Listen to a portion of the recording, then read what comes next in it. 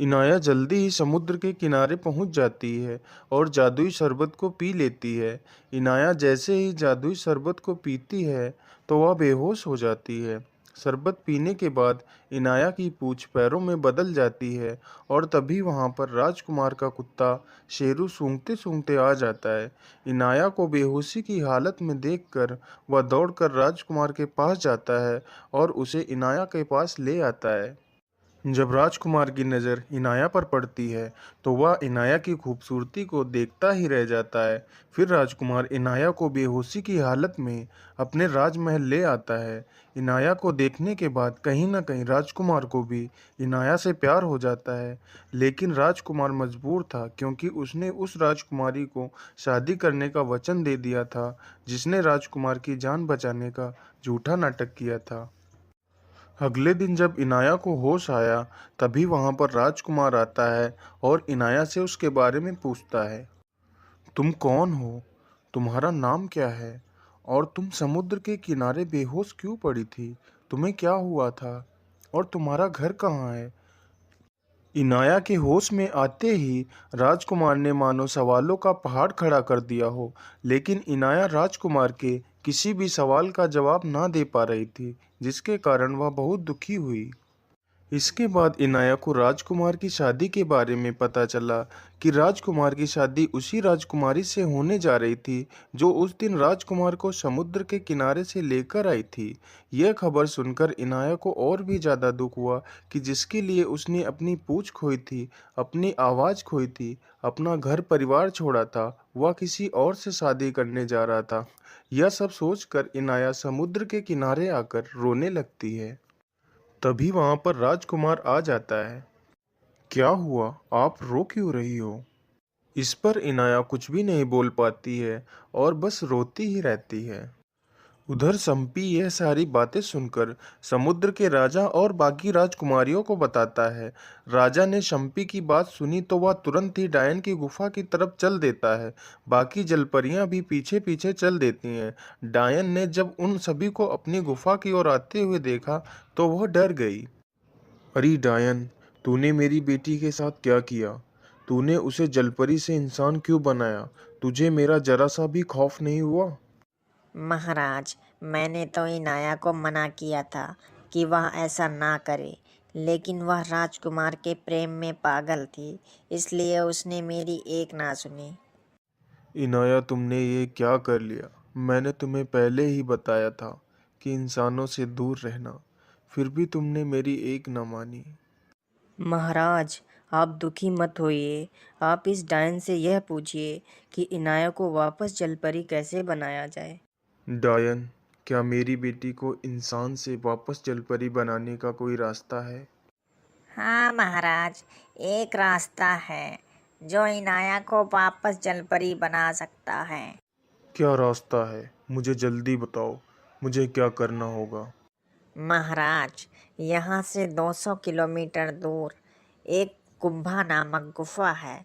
उस गुफा में एक तालाब है।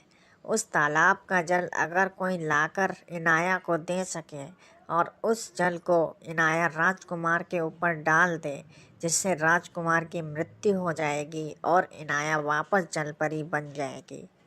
डायन राजकुमार को इनाया के हाथों मरवाना चाहती थी ताकि इनाया राजकुमार की हत्या करने पर राजा उसे मृत्यु दंड दे दे, जिससे वह कभी भी आसमान की परी ना बन पाए और डायन की पाप की दुनिया कायम रहे। आप सभी लोग महल चलिए, मैं जल्दी ही तालाब से जल लेकर वापस आ जाऊंगा। रुकिए महाराज, मैं भी आपके साथ चलूँगा। ठीक है सम्पी, अगर तुम भी हमारे साथ चलना चाहते हो तो फिर चलो। फिर वह दोनों चल देते हैं। चलते चलते वह दोनों गुफा के पास पहुंच जाते हैं। जैसे ही वह दोनों गुफा में प्रवेश करते हैं तो वह दोनों देखते हैं कि एक खतरनाक मछली उनकी तरफ बढ़ती चली आ रही है। वह दोनों उसे देखकर एक चट्टान के पीछे छिप जाते हैं। फिर मछली वहां से चली जाती है तो वह दोनों आगे बढ़ते हैं। महाराज, वो देखिए तालाब। चलो हम जल्दी से चलते हैं और पानी भर लेते हैं। हाँ सम्पी, चलो। जैसे ही वह दोनों तालाब की ओर बढ़ते हैं तो देखते हैं वहां पर एक नहीं बल्कि कई सारे तालाब होते हैं। सम्पी, यहाँ तो कई सारे तालाब हैं।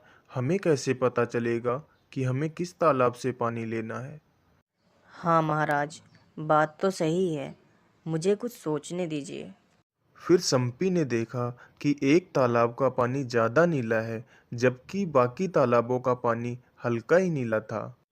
महाराज, आप ध्यान से देखिए, इस तालाब का पानी गहरा नीला है, जबकि बाकी तालाबों का पानी हल्का ही नीला है।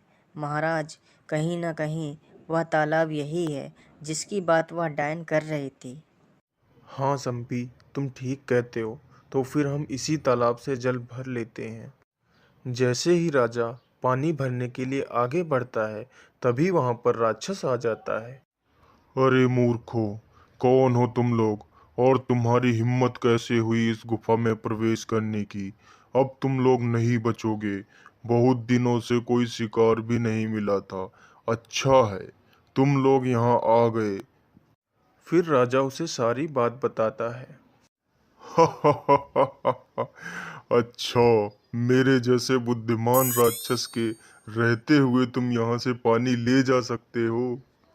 क्या बोला रे राक्षस? तू बहुत बुद्धिमान है, लेकिन तुझे नहीं पता, मैं तुझसे भी ज़्यादा बुद्धिमान हूँ। क्या बोला रे मच्छर? तुम मुझसे ज्यादा बुद्धिमान है? तुम मुझसे ज्यादा बुद्धिमान है तो यह साबित कर सकता है? हाँ रे राक्षस, मैं साबित कर सकता हूँ, लेकिन मेरी एक शर्त है।